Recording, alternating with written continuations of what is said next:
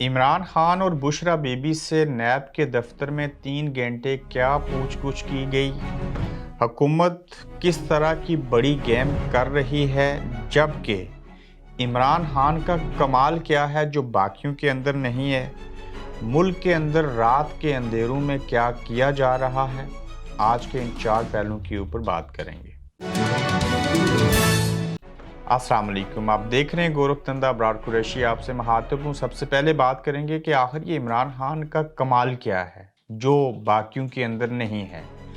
इनका कमाल ये है कि ये बाकियों की तरह कमर दर्द नहीं हुआ, दिल के अर्जे में मुब्तला नहीं हुए, गोलियां खाई उसके बावजूद मुल्क के अंदर रहे, जबकि बाकी जो थे या तो अस्पतालों में लेटे, किसी को कमर दर्द हुआ, किसी को ऑक्सीजन लग गया, किसी को गुर्दों की प्रॉब्लम हुई, किसी को दिल का अर्जा हुआ, और बिलखसूस नवाज शरीफ साहब जो थे वो लंदन में आ गए। और इमरान खान का कमाल ये है कि उन्होंने गोलियां खाने, धमकियां और 170 एफआईआर होने के बावजूद मुल्क नहीं छोड़ा। ये वो कमाल है इमरान खान का जो बाकियों के अंदर नहीं है, जिसकी वजह से पाकिस्तान की अवाम उनकी इन बातों के ऊपर उनको सराहते हैं, उनके साथ खड़े हैं। इमरान खान को दर्जनों नहीं सैकड़ों लोग छोड़ के चले गए। आज भी केपीके से 3 लोगों ने प्रेस कॉन्फ्रेंस करके इमरान खान को छोड़ा। परवेज़ खटक भी आने वाले दिनों में छोड़ के चले जाएंगे, मगर इमरान खान जो हैं वो वहीं पे खड़े हैं, डटे हैं, और पाकिस्तान की अवाम भी उनके साथ खड़े हैं। तो ये इमरान खान का कमाल है कि उन्होंने वो हरकतें नहीं की जो बाकी सियासतदान करते रहे। कोई बहाना नहीं बनाया, कोई ऐसी चीज़ नहीं की, और इन सारे हालात का डट कर मुकाबला किया और ताहाल कर रहे हैं। गिलगित बल्तिस्तान के अंदर आप देख लें, उनकी हुकूमत को ख़त्म करने के लिए किसी की डिग्री जाली निकली। उनको ये सज़ा दी जा रही है कि वो इमरान खान के साथ क्यों खड़े हैं, और उनकी हुकूमत के ख़ात्मे की कोशिशें हो रही हैं, और वहाँ पे भी एक गोरखधंधा बना दिया गया गिलगित बल्तिस्तान के अंदर भी हुकूमत को। आखिर इमरान खान के पास ये जो कमाल है अब तक, ये कब तक रहेगा? किस हद तक इनको मज़ीद जो है वो अज़ियत दी जाएगी? कितना जाल जो है वो इनके ऊपर मज़ीद जाल फेंके जाएँगे, उस जाल की ज़द में आएँगे या कि नहीं आएँगे? जुलाई के महीने में और ईद के बाद कहा गया था कि नया क्रैकडाउन होगा, फ़लाँ चीज़ें होंगी। वो चीज़ें हमें नज़र आ रही हैं कि लोग छोड़ के जा रहे हैं, और जो उनकी अप्रोच में थे, जो डर गए, जो खौफ की ज़द में आ गए, जो ब्लैकमेल हुए, जिनको लगा कि इमरान खान गलत आदमी है या सही आदमी है, जो बर्दाश्त ना कर सके सोबतें, वो लोग छोड़ के जा रहे हैं। ये तब्दीली देखने में मिली है। ताहम अब तक इमरान खान की गिरफ्तारी और नाअहली के हवाले से चीज़ें जो थी वो सामने नहीं आई। इस सिलसिले में कोई प्रेस कॉन्फ्रेंस भी होगी, एक और उससे पहले कोई एफआईआर भी होगी, फिर कुछ खुफिया इजलास भी होंगे, फिर जाके हतमी फैसला किया जाएगा कि इमरान खान के खिलाफ आगे मज़ीद चीज़ें जो हैं वो क्या करनी हैं। दूसरी तरफ आप देखें कि अली मोहम्मद ख़ान जो हैं उनको छठी मरतबा ईद से एक रोज़ पहले भी ज़मानत मिली, फिर गिरफ़्तार कर लिए गए, और वो लोग जो हैं वो शरियार अफरीदी वो सोबतें बर्दाश्त कर रहे हैं। दूसरी तरफ आप देखें कि हुकूमत किस तरह की जो है वो गेम कर रही है। गेम ये हो रही है कि जब इलेक्शन करवाने होंगे, वो तो कोई पता नहीं 2024 के मार्च में भी होंगे या नहीं होंगे। ताहम ये बात दुरुस्त है कि ये जुलाई का महीना है, और अगस्त के मिडल में 15 से 20 अगस्त के दरमियान जो है निगरान सेटअप बनाना पड़ेगा, जिस निगरान वज़ीर-ए-आज़म के लिए दुबई में बोलियां लग रही हैं, और अभी तक आसिफ अली ज़रदारी और नवाज शरीफ आपस में ये तय नहीं कर पाए कि किसको निगरान वज़ीर-ए-आज़म बनाना है। ऊपर से इस्टेब्लिशमेंट की भी कोशिश है कि निगरान वज़ीर-ए-आज़म जो है वो उनकी मर्ज़ी का होना चाहिए। वहीं पे हुकूमत ये कोशिश कर रही है, और उसने ऐसी कोशिश की है और उसमें कामयाब हुए हैं कि डॉलर को 280 रुपये पे लेके आ रहे हैं।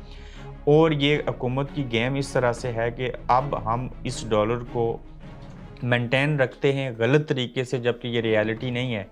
280 के ऊपर लेके आए, कैश करवा रहे हैं, और जब निगरान सेटअप आएगा तो उसके बाद डॉलर जिसको रोक के रखा हुआ है ये चला जाएगा सीधा-सीधा 300 से ऊपर। जब 300 से ऊपर जाएगा तो कहेंगे देखिए हम तो डॉलर को 280 पे लेके आए थे।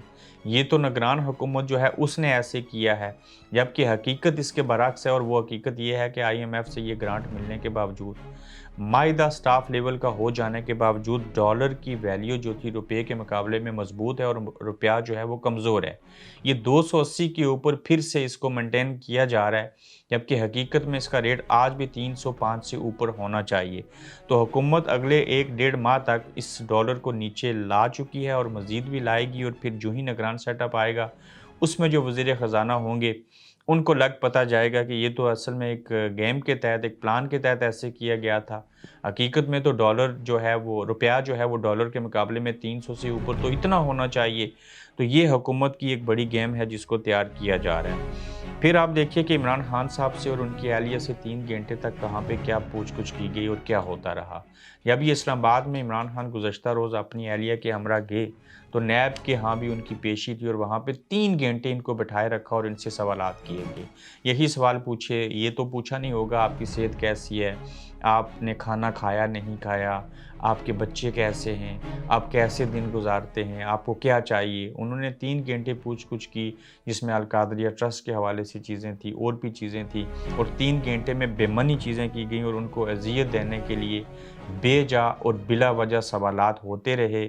उस 3 घंटों के अंदर कुछ भी हासिल ना किया जा सका सिवाय इसके कि इनको अपनी मर्ज़ी के तहत यहाँ पे बैठाना है, इनसे हमने सवाल पूछने हैं, इनको हमने अज़ियत देनी है, इस तरह के हालात पैदा करने हैं कि इनको उलझाए रखना है और इस तरह के केसेस बना के उनसे पूछ-गुछ करके उनको केसेस बना के इनके बहाने उनको यात्रा करवानी है इस्लामाबाद की। और जब भी हमें ज़रूरत पेश आएगी और मज़ीद नई एफ़आईआरें करेंगे।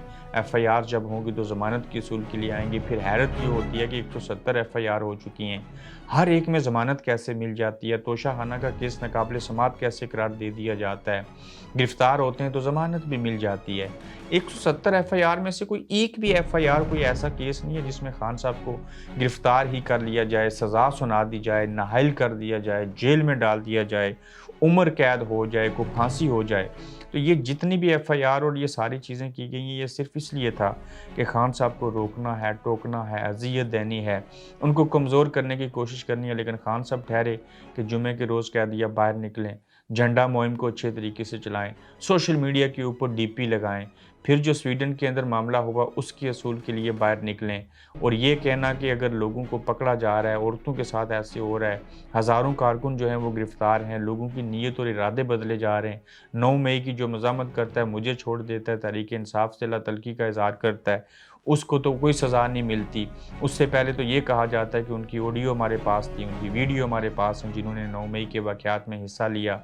फिर आर्मी जो है वो अपने अफ़ीसरान को भी लेटर ऑफ थैंक्स दे के रिटायर्ड करती है, उनको पेंशन भी देती है, उनको पेंशन माहाना भी मिलेगी, मराहत मिलती हैं, सारा कुछ मिलता है, प्लॉट भी मिलते हैं और कहा यह जाता है कि हमने अपने इदारे के अंदर से जो है वो एहतसाब शुरू कर दिया है। ये पूरा निज़ाम एक गोरखधंधा बना हुआ है जो कि आम लोगों की समझ में ये बात नहीं आती। ताहम अवाम का जो इमरान खान के हवाले से ख़यालात हैं अवाम के, उनको बदलने में ताहाल नाकाम है। लेकिन जो कौम के रहनुमा थे, नुमाइंदे थे पाकिस्तान तहरीक-ए-इंसाफ के एमपी और एमएनए, उनकी नीतियों और इरादे बदलने में ये ज़रूर कामयाब हुए हैं। फिर इंतखाबात का माहौल कब तक बनेगा? कब तक पीटीआई कमज़ोर होगी? किस हद तक परवेज़ इलाही और बाकी लोगों के साथ ये अमल किया जाएगा? नवाज़ शरीफ साहब कब वापस आएँगे? उनके आने के बाद क्या चीज़ें होंगी? इक़्तिदार की बंदरबांट क्या होगी? आगे हुकूमत कौन बनाएगा? ये अभी तक पीपल्स पार्टी और नून लीग की आपस में चीज़ें तय नहीं हो पा रहीं।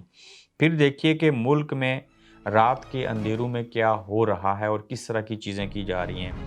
अब ये नुक्ता भी अवाम को समझाना बेहद ज़रूरी है कि बेशुमार जो बिल हैं, जिसमें सदर पाकिस्तान आरिफ अलवी की अदम मौजूदगी में चेयरमैन सेनेट ने पास किए, नैब के अंदर 14 रोज़ा रिमांड के बाद जो है वो 30 दिन का बिल पास किया गया। इसी तरह की हुकूमत जो है वो रात के अंधेरों में और बिल भी पास कर रही है और अपनी मर्ज़ी के कवानीन बना रही है। फिर इन्हीं बिलों को वजह बना के जो शायद हक़ान अब्बासी हैं, मुस्लिम लीग नून का हिस्सा और साबिक़ वज़ीर-ए-आज़म होते हुए कहते हैं कि ये जो पीडीएम की हुकूमत, नून लीग, पीपल्स पार्टी, ये सब मिल के जो तरमीम कर रहे हैं नैब के अंदर, पहली तो बात है नैब को होना ही नहीं चाहिए। अगर है नैब तो उसने आज तक किसको सज़ा सुनाई, क्या अकाउंटेबिलिटी उसने की है? नैब का इदारा जहाँ पे ख़त्म हो जाना चाहिए, वहीं पे इस नैब के इदारे को इस तरह के कानून बना के ये सर्विसेज देना, ये ऐसे ही है कि कल ये फंदा जो है इस कानून का बनाया हुआ इन्हीं के गले में फंदे की सूरत में लटकेगा। फिर इसहाक डार साहब से नदीम मलिक साहब ने इंटरव्यू किया तो जब उनसे चीज़ें पूछी गई तो उन्होंने कहा जी कि कुलभूषण यादव जो थे, उनके साथ उन्होंने तशबीह दे दी पाकिस्तान तहरीक इंसाफ के लोगों को कि जिस तरह से उसको उस कानून के तहत आर्मी ने वो ट्रायल किया था, इस तरह से भी एक कानून है कि इनका ट्रायल हो सकता है। फिर वो मुकर गए, उन्होंने कहा जी कि ऐसे नहीं है। जब नदीम मलिक साहब ने कहा कि डार साहब वो तो दुश्मन मुल्क का एक जासूस था जिसको पकड़ा गया, लेकिन ये तो अपने पाकिस्तानी है, इनकी तो ये चीज़ें नहीं होनी चाहिए। किसी की कोई डायरेक्शन जो है वो सामने दिखाई नहीं दे रही, हर कोई अपने मफादात की सियासत कर रहा है। इसमें मुल्क पीछे है, इसमें अवाम पीछे हैं, इसमें अवाम के जो मफादात थे और मुल्क के, उनका तहफ़्फ़ुज़ नहीं है शामिल। और देखना ये होगा कि ये सारा सियासी गोरखधंधा जो बना हुआ है, ये कब सुलझेगा, कब किसके साथ क्या होगा और इलेक्शन कब होंगे, निगरान सेटअप कैसे बनेगा, किस तरफ चीज़ें जाएँगी, ये बर्फ़ पिघलने की तरफ नहीं जा रही। अपना ख्याल रखिएगा, मज़ीद खबरों के साथ फिर आपसे मुलाकात होगी। आप देख रहे हैं गोरखधंधा अब्रार कुरैशी के साथ।